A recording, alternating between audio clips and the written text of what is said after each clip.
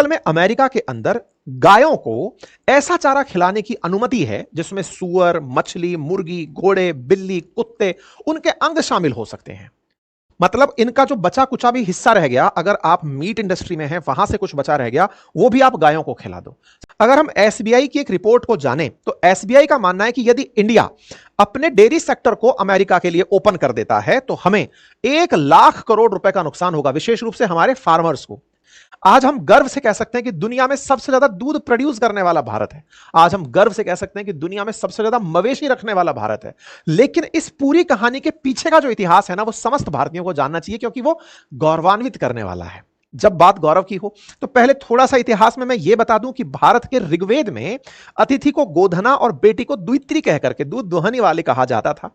यानी कि ऐतिहासिक रूप से हमारे पास इसके प्रमाण है। आजादी से पहले भारत के अंदर दूध के लिए ब्रिटिश कंपनी थी एक पोल्सन डेयरी, उसकी मनमानी के खिलाफ एक बार आजादी के पहले आंदोलन हुआ था और बाद में भारत में खुद दूध को लेकर के कुछ ना कुछ सहकारी कार्यक्रम होते रहे।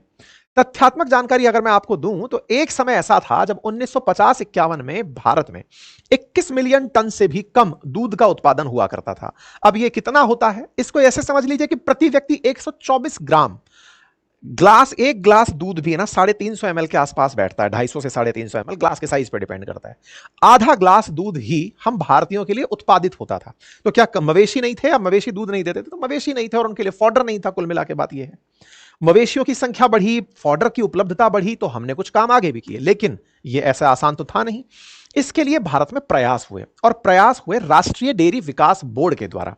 श्वेत क्रांति के जो जनक रहे डॉक्टर वर्गीस कुरियन, उन्होंने इसकी नेतृत्व किया और देश के अंदर फ्लड आया और उस फ्लड का नाम ऑपरेशन फ्लड था। जैसे आप हरित क्रांति सुनते हैं ना साथियों, जो कि अमेरिका के विरोध में ही लाई गई थी, क्योंकि हमारे पास में अनाज नहीं था। तब हमने जय जवान जय किसान का नारा देते हुए इतना अनाज पैदा किया कि जो अमेरिका हमें सुअरों को खिलाया जाने वाला अनाज भेजना चाहता था, आज हम दुनिया को, जब रशिया यूक्रेन कन्फ्लिक्ट चला, यूक्रेन जो कि दुनिया में अनाज के कटोरे के रूप में जाना जाता था, उसकी अनाज की उपलब्धता बंद कर दी गई, तब हमने दुनिया को अनाज खिलाया। हम अपने पास इतना अनाज पैदा करके रख ली। ऐसे ही भारत जहां 125 ग्राम दूध उपलब्ध नहीं रखता था, वो ऑपरेशन फ्लड ले आया और ऐसी दूध की बाढ़ हमने मात्र 25 साल के भीतर भीतर कर दी कि आज हमारे देश के अंदर जब ऑपरेशन फ्लड पूरा हुआ तब 73,000 से अधिक सहकारी डेयरियां काम कर रही थी। 700 कस्बों में प्रतिदिन गुणवत्तापूर्ण दूध उपलब्ध हो रहा था और भारत दूध में आत्मनिर्भर हो चुका था। आप इससे अंदाजा लगाइए कि हमारी जो लड़ाई शुरू हुई थी वो 124 ग्राम से पहले शुरू हुई थी। 2023 दशक की वृद्धि की बात करूं तो दुनिया में जो आज दूध की उपलब्धता है प्रति व्यक्ति के हिसाब से वो 322 ग्राम के अराउंड है और भारत में आज दूध की जो उपलब्धता है वो 471 ग्राम पर है। आप इससे अंदाजा लगाइए कि 125 या 124 ग्राम से लेकर 471 ग्राम तक की यात्रा हमने तैयार की है और जनसंख्या आप सोचिए कितने फोल्ड बढ़ चुकी है। आज विश्व की सर्वाधिक जनसंख्या रखने वाला देश भारत है और उसके बावजूद हम इतना दूध उत्पादित कर रहे हैं। कहां 21 मिलियन दूध उत्पादित कर रहे थे, आज 471 ग्राम प्रति व्यक्ति दूध उत्पादित हो रहा है और ऐसे में इसकी मात्रा 21 से बढ़कर के 239.2 मिलियन टन पहुंच चुकी है। 21 मिलियन से सीधा 10 गुना दूध आज हमारे देश में उत्पादित हो रहा है। आज हम बात करें तो पिछले 10 वर्ष में भी हमारे दूध उत्पादन में 146.3 मिलियन टन, आज से 10 वर्ष पहले दूध उत्पादित होता था, वो आज इतना पहुंच गया है और यह तब संभव हुआ जब देश ने प्रतिवर्ष लगभग 6% की दूध में वृद्धि देखी है। मतलब कंपाउंड एनुअल ग्रोथ अगर हम बताएं, CAGR अगर हम बताएं, तो इतना 6% का एवरेज भारत ने मेंटेन किया है। इतना ही नहीं, आज दुनिया में गोधन के मामले में, गाय भेड़ बकरी, ये जो पशुधन है जिससे हम दूध उत्पादित करते हैं, उसके मामला में दुनिया में भारत ना केवल दूध उत्पादन में नंबर 1 है बल्कि पशुधन की सर्वाधिक संख्या के लिए लगभग 536.76 मिलियन हमारे पास में कैटल है, मवेशी है, जिससे हम दूध उत्पादित करते हैं। तो यह भारत की तरक्की रही और इस पूरी तरक्की में दूध का उत्पादन होना, आत्मनिर्भर होना और दूध का एक्सपोर्ट करना भी शामिल रहा। इतना ही नहीं, हमारे इस पर्टिकुलर डेयरी सेक्टर ने हमारे देश के अंदर आज लगभग 22 ऐसे दुग्ध संघ और शीर्ष निकाय बनाए हुए हैं। 240 जिला सहकारी दुग्ध संघ बने हुए हैं। 28 विपणन डिस्ट्रीब्यूशन की जो डेयरियां हैं वो बनी हुई हैं। 24 दुग्ध उत्पादन संगठन बने हुए हैं और लगभग 2,30,000 गांव इसके अंदर फिलहाल काम कर रहे हैं। 18 मिलियन डेयरी के अंदर किसान शामिल होकर के सदस्य के रूप में काम कर रहे हैं और महिलाओं की जो भागीदारी है वो डेयरियों में लगभग 35% के अराउंड चल रही है। बात आर्थिक योगदान की करें तो भारत की जो सकल जीडीपी है ना, कुल अर्थव्यवस्था, उसमें 5% योगदान केवल डेयरी का है। 8 करोड़ से अधिक किसान सीधे इससे लाभ ले रहे हैं। जब आप मार्केट के बारे में अध्ययन करते हैं कि कौन सी कंपनी ने कितना रिटर्न दिया, तो डेयरी उद्योग खुद 6% का सीएजीआर दे रहा है। अब जब हमारे पास इतना सब कुछ है तो ये अमेरिका कहां से भांजी मार गया? अमेरिका भांजी कहां से मार गया, अब वो समझो। हमारे पास बढ़िया दूध है, बढ़िया दूध से हम उपलब्धता है और हम दूध बेचते भी हैं। बाहर किसी को जरूरत पड़ती है तो हम उसके दूध के बाई प्रोडक्ट्स बेच देते हैं। अमेरिका कहता है कि मैं आपके बाजार में अपना दूध लेकर आऊंगा। अब कॉमन सी बात है कि जब हमारे पास है तो भैया तुम क्यों बेचोगे अपना दूध? तो बोले आपके देश के अंदर दूध महंगा है, आप अपने किसानों से भी जो दूध खरीद रहे हो वो महंगा खरीद रहे हो, मैं सस्ता दूध लेकर आऊंगा। यार मशीनों से क्या दूध पैदा करते हो क्या? हाँ, शायद ये लोग ऐसा ही करते हैं। अब मैं आपको अमेरिका वर्सेस भारत का एक कंपैरिजन देता हूं जिससे आपको ये समझ में आए कि ये कहानी है कहां से और शुरू कहां से होकर आती है। पहले हम कंपैरिजन समझते हैं, फिर हम लौट कर आएंगे। भारत के अंदर जो दुग्ध उत्पादन है ना, वो होता है 239 मिलियन टन के आसपास, है ना, ये मिलियन मैट्रिक टन के आसपास दूध उत्पादित होता है। अमेरिका के अंदर जो दूध का उत्पादन है वो 102 मिलियन टन के आसपास है। तो आप कहेंगे कि तो हम पहले खुद ज्यादा पैदा करते हैं तो फिर हमको इनका दूध कैसे मिलेगा, ये तो कम है। अरे तो भाई इनकी आबादी भी तो कम है ना, हम इनसे कई गुना ज्यादा आबादी, लगभग 4 गुना ज्यादा आबादी, 4.5 गुना ज्यादा आबादी हम अमेरिका से रख के घूम रहे हैं। तो ऐसे में इनकी आबादी के हिसाब से तो ये दूध ज्यादा है। अच्छा, उसके अलावा हम इनसे 2 गुना ही तो दूध पैदा कर रहे हैं, 2.5 गुना पकड़ लो, लेकिन आबादी कई गुना लेकर चल रहे हैं। दूसरा क्या है, अगर हम डेयरी के अंदर कैटल्स की बात करें तो जहां भारत इतना बोवाइन रखता है वहां इनके पास बहुत कम मवेशी है। अब आप इस तरह से मवेशियों को अगर कंपेयर करें तो कहां हमारे यहां 300 मिलियन से ऊपर कैटल्स हैं, इनके पास 10 मिलियन के आसपास कैटल है। फिर भी ये दूध कितना उत्पादित कर रहे हैं, हमसे बस आधा ही तो है। लेकिन नंबर देखें तो इतना कम और उत्पादन इतना ज्यादा, यानी कि कुछ तो गड़बड़ है। ऐसा तो कुछ इन्होंने किया है कि पशुओं से दूध उत्पादन के लिए इन्होंने उसका भी मशीन ही बना दिया पशु का। यहां पर बात एम्प्लॉयमेंट की हो तो जहां हमारे लिए पशुपालन रोजगार का लगभग 8 करोड़ लोगों को रोजगार देने का कारण है, वहां अमेरिका में मात्र 1.5 लाख लोग इससे रोजगार पाते हैं। अब आप फिर से सोचें, 8 करोड़ लोग इतना दूध उत्पादित कर रहे हैं और 1.5 लाख लोग इतना दूध उत्पादित कर रहे हैं, तो ये एफिशिएंसी पर काम कर गए और दूध उत्पादन बढ़ा गए। अब इससे जो सबसे ज्यादा इंटरेस्टिंग फैक्ट है वो ये है कि भारत दूध उत्पादन में जो बेचता है पैसे दूध को, वो 272 बिलियन डॉलर का बेचता है, मिलियन डॉलर का बेचता है, और ये 8 बिलियन डॉलर का दूध बेच दे रहे हैं। मतलब यह हुआ कि हमारा जो दूध है वो हम सेल्फ सफिशिएंट में ही रह गए, हम अपनी पूर्ति में ही रह गए, और इनके यहां जो दूध का उत्पादन हो रहा है ये एक्सपोर्ट करते हैं और उससे पैसा कमाते हैं। तो अब अमेरिका की भारत पर नजर क्यों है? इस वजह से है। अब यहां पर कुछ प्रश्न जमा लीजिए। यहां पे 1.5 लाख किसान है, 1.5 लाख किसान के लिए अमेरिका, 1.5 लाख किसान नाराज भी हो जाए तो अमेरिका के लिए बड़ी दिक्कत नहीं है, लेकिन उसे इस पैसे पर नजर है कि हम इतना बाजार पकड़ सकते हैं, इतना दूध तो हम बेचते हैं। भारत का बाजार मिल गया तो हमारे पास सोचिए ना, इतनी ज्यादा आबादी मिलेगी जो दूध के लिए उपलब्ध होगी। तो फिर तो साहब हमारे दिमाग में एक कस्टमर के रूप में यह बात आती है कि यार उपभोक्ता को तो क्या चाहिए, सस्ता तेल, सस्ता दूध चाहिए। तो उपभोक्ता के रूप में तो अमेरिका का दूध बहुत सही हुआ, फिर तो सस्ता और हुआ, क्यों आने में दिक्कत कर रहे हैं? तो उपभोक्ता को साइड में रखते हुए पहले एथिकल डायलेमा पे आ जाते हैं। एथिकल डायलेमा यह है कि नैतिक द्वंद यह है कि इनका जो दूध है वो मांसाहारी दूध कंसीडर किया जाता है। अब आप पूछेंगे मांसाहारी नॉन वेज दूध कैसे होता है, दूध ने भी मांस खाया है क्या? हाँ, कुछ ऐसा ही कहना चाहते हैं ये लोग। तो आओ अब हम आपको वहां लेकर चलते हैं जो ये नॉन वेज की कहानी आती है ना, वहां लेकर चलते हैं। असल में अमेरिका के अंदर गायों को ऐसा चारा खिलाने की अनुमति है जिसमें सुअर, मछली, मुर्गी, घोड़े, बिल्ली, कुत्ते, उनके अंग शामिल हो सकते हैं।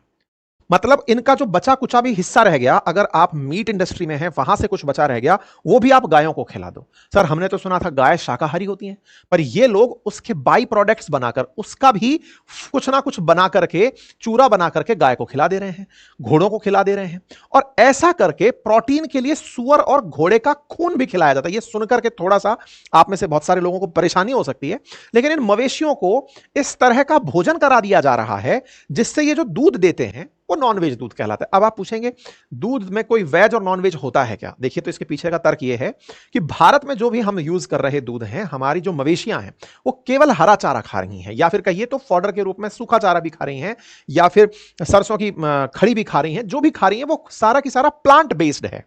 प्लांट बेस्ड चीजें हैं उनको हम खिलाते हैं, उनसे जो दूध उत्पादित होता है वो हम धार्मिक अनुष्ठानों में भी यूज करते हैं, क्योंकि हम इसीलिए ये मानते हैं कि चूंकि ये शाकाहार खाने से दूध पैदा हुआ है इसलिए ये शाकाहारी दूध है। लेकिन अमेरिका में चूंकि गायों को ही ये सब नॉनवेज खिलाया जा सकता है, इसमें बड़ा द्वंद हो सकता है, सर क्या बात कर रहे हो, गाय तो खाती नहीं है ये नॉनवेज, गाय तो सुरक्षित मानी जाती है। अरे भाई, तो आप उसको खिला कुछ ऐसा आइटम दे रहे हो, उसके साथ में जो आप पशु को चारा खिला रहे हो उसमें कुछ ऐसा सामान मिला दे रहे हो, गाय पॉलीथीन तक खा जा रही है, पॉलीथीन उसका भोजन थोड़ी है, लेकिन भूख में वो कुछ भी खा रही है। तो ऐसे में यहां पर गायों को ये खिला दिया जा रहा है। अब आप पूछेंगे ऐसा क्यों, किसी का धर्म भ्रष्ट करने के लिए? नहीं नहीं नहीं, इनका उद्देश्य है कि जो मांसाहारी जो चीजें हैं या मांसाहार जो है उसमें प्रोटीन की जो बढ़ी हुई मात्रा है या कोलेजन की जो बढ़ी हुई मात्रा है या प्रोटीन का जो क्या कहें तो मोनोमर जो है एमिनो एसिड, वो उसके अंदर अगर खिलाने में दे दिया जाए तो दूध बड़ा ही पौष्टिक निकल कर आएगा। हमारे देश के अंदर क्या खिलाया जा रहा है? सूखा भूसा, हरा चारा, मक्का, गेहूं के दाने, ये खिलाए जा रहे हैं, और ये लोग मांसाहारी चारा खिलाना चाहते हैं। और इससे क्या होता है कि गायों के अंदर जो दूध निकल कर आता है उसमें प्रॉपर मात्रा में अमीनो एसिड, कोलेजन, इनकी मात्रा बढ़ी हुई होती है। अब आप पूछेंगे कि ऐसा भी ये लोग क्या करते हैं और कहां कहां करते हैं? तो चूंकि ये चारा जो खिला रहे हैं उसमें मांस, हड्डियां, मछली का चूरा, पशु वसा, ये सब शामिल हैं, तो ऐसे में डेयरी और गौमांस के उत्पादन के दौरान अमेरिका के अंदर गायों को मांसाहारी बना दिया जा रहा है। Brazil, China, Europe, Russia, Mexico, Thailand, यहां पर भी गायों को ऐसा भोजन करा दिया जा रहा है। अब गायों के भोजन में दो विशिष्ट अमीनो एसिड डायरेक्ट डाल दिए जा रहे हैं, एक है अमीनो एसिड लाइसिन और एक है मिथियोनाइन। गायें अपना जो चारा खाती है ना उसके अंदर ये दोनों ही अमीनो एसिड नहीं होते, अमीनो एसिड प्रोटीन का मोनोमर है, ठीक है। ऐसे में चारे के अंदर ब्लड मील मिलाकर और मक्का दिया जाता है, जिसमें ब्लड मील जो मिलाया जाता है उसमें लाइसिन होता है और जो मक्खा है उसके अंदर मिथियोनाइन होता है। तो ये दो अमीनो एसिड उसको भोजन में ही दे दिए गए। अब भोजन में दे दिए गए तो जो दूध निकल कर आया उसमें कोलेजन की मात्रा बढ़कर आई, प्रोटीन की मात्रा बढ़कर आई। तो जहां पर प्रोटीन डाइट ज्यादा ली जाती है, जैसे इंडिया के अंदर एवरेज इंडियन जो प्रोटीन इंटेक करता है वो वर्ल्ड से काफी कम है, ऐसे में प्रोटीन का जिन जगहों पर बहुत ज्यादा क्रेज है वहां पर दूध के अंदर ही प्रोटीन की मात्रा, इन्होंने उसे ही मीट खिलाकर प्रोटीन बढ़ा दिया कि दूध पीना ही है तो चलो प्रोटीन बढ़ा के पी लेते हैं। हमारे देश के अंदर फैट बढ़ाने का प्रयास किया जाता है, जैसे गाय को ऑयल पिला दिया जाता है या ऑयल के बाई प्रोडक्ट्स, ऑयल के जो सोर्सेज हैं, चाहे वो सरसों का कुछ भी खली वगैरह बनाना है वो, या सोयाबीन की खली खिला दी जाती है ताकि दूध में फैट की मात्रा बढ़े। इनके यहां पर क्या है, फैट के स्थान पर प्रोटीन की मात्रा बढ़े, और प्रोटीन की मात्रा बढ़ाने के लिए ये इस तरह की चीजें करते हैं। तो ऐसे चाहे प्रोटीन शेक बनाना हो, कोलेजन मिल्क बनाना हो, इस तरह के काम के लिए ये करते हैं। अब जब दूध में कोलेजन की मात्रा बढ़ेगी तो स्किन अच्छी हो जाती है, तो चाइना में ये लोग जो है वो स्किन के लिए इस तरह का दूध प्रोड्यूस कर रहे हैं। तो America, China, Japan, UK, Australia, Canada, ये तमाम वो देश हैं जहां पर गायों को इस तरह का भोजन खिलाया जा रहा है, जिससे जानवरों में जो तत्व निकल कर आते हैं उसमें जिलेटिन, कोलेजन, फिश ऑयल, ये इस तरह की चीजें जानवरों को दे दी जाती हैं, जिससे दूध के अंदर हाई प्रोटीन निकल कर आता है और उससे इन्हें फायदा होता है। जैसे अगर हम बात करके लाएं तो मांसपेशियों को मजबूत बनाने के लिए कोलेजन, कैल्शियम और प्रोटीन का उसमें से यूज हो जा रहा है। ऐसे ही फिश ऑयल और ओमेगा 3 मिल्क, ब्रेन और हार्ट की हेल्थ के लिए बेहतर हो जा रहा है, और बालों में और स्किन में इसका बड़ा फायदा हो रहा है, और विटामिन D3 के लिए जिसका उपयोग इम्यूनिटी बढ़ाने में। तो यानी कि दूध में ही ये पहले ही, जैसे अपन भोजन बनाते समय इंग्रेडिएंट्स में मसाले डालते हैं, ये अपने गाय के चारे में वो सब डाल दे रहे हैं कि जो इन्हें खाना है, कि गाय पचाएगी, इसको तोड़ करके आसान चीजों में लाएगी और फिर वो हम लोग कंज्यूम कर लेंगे। तो अब आपके दिमाग में बड़ा प्रश्न आ गया कि साहब एक तरीके से ये लोग जो दूध पैदा कर रहे हैं वो उन लोगों के लिए तो बढ़िया है जो मांसाहार करते हैं, नंबर एक, और दूसरा जो प्रोटीन डाइट लेना चाहते हैं, तो फिर क्यों हम नहीं आने देना चाहते? तो हमने आपको पहले ही बताया कि चूंकि भारत खुद आत्मनिर्भर है दूध प्रोडक्शन में, तो हमारे किसानों को इसका बड़ा नुकसान होगा। सर कितना नुकसान होगा? अगर हम एसबीआई की एक रिपोर्ट को जानें तो एसबीआई का मानना है कि यदि इंडिया अपने डेयरी सेक्टर को अमेरिका के लिए ओपन कर देता है तो हमें 1 लाख करोड़ रुपए का नुकसान होगा, विशेष रूप से हमारे फार्मर्स को। ऐसा कैसे हो जाएगा? 1 लाख करोड़ का कैसे हो जाएगा? क्योंकि अमेरिका खुद 15% सस्ता दूध हमारे यहां बेचेगा। सस्ता दूध बेचेगा तो किसानों का दूध तो खत्म, मतलब उनका दूध लेने में कंपटीशन खड़ा हो गया, इनका दूध बिकना शुरू हुआ। दूसरा, जब आप प्रोडक्शन कहीं और से लेने लगते हैं तो डिमांड उसकी ही बढ़ने लगती है जो सस्ता है। सस्ता प्रोडक्शन बढ़ने लगेगा तो ये बना हुआ दूध भी बेच नहीं पाएंगे, तो जैसे ही दूध का दाम घटने लगेगा तो आय भी तो उतनी ही प्रतिशत घटेगी। तो आय का प्रतिशत घटा और धीरे धीरे डिमांड भी इनके दूध की घटने लगेगी, तो ओवरऑल दूध से होने वाली आय घटने लगेगी। इसीलिए एसबीआई ने अभी 2 दिन पहले यह रिपोर्ट निकाली कि 1 लाख करोड़ रुपए का हमारे किसानों को नुकसान हो जाएगा। तो ये किसानों का नुकसान हमारे लिए बड़ा नुकसान तो है ही है, साथ में किसानों के साथ साथ हमारे लिए एक नैतिक द्वंद भी है कि गाय का जो दूध है वो पवित्र मानते हुए उसका घी हवन यज्ञ उसमें यूज होता है, तो हम लोग उस दूध को यूज भी कर पाएंगे या नहीं कर पाएंगे। तो क्या ये पहली बार है, मतलब ट्रंप हम लोगों से क्या धर्म को खिन्न भिन्न करने की बात कर रहे हैं? नहीं, भारत भी बहुत सारे देशों को एक्सपोर्ट करता है मीट और उसके आइटम्स। वर्ल्ड के लोग भी इस तरह से चीजें एक दूसरे को एक्सपोर्ट करते हैं। भारत फिश एक्सपोर्ट में बहुत आगे है। तो इसको अगर एज ए प्रोडक्ट देखा जाए तो वो तो प्रोडक्ट अपॉर्चुनिटी देख रहा है, लेकिन भारत अपने किसानों को बचाने के लिए यूएस के इन प्रोडक्ट्स को हमेशा से रोकता आया है। इसीलिए 2010 की भी आप ये न्यूज देख रहे हैं, तब भी क्लियर ये हुआ था कि हम अमेरिका से डेयरी प्रोडक्ट्स तो नहीं लेंगे।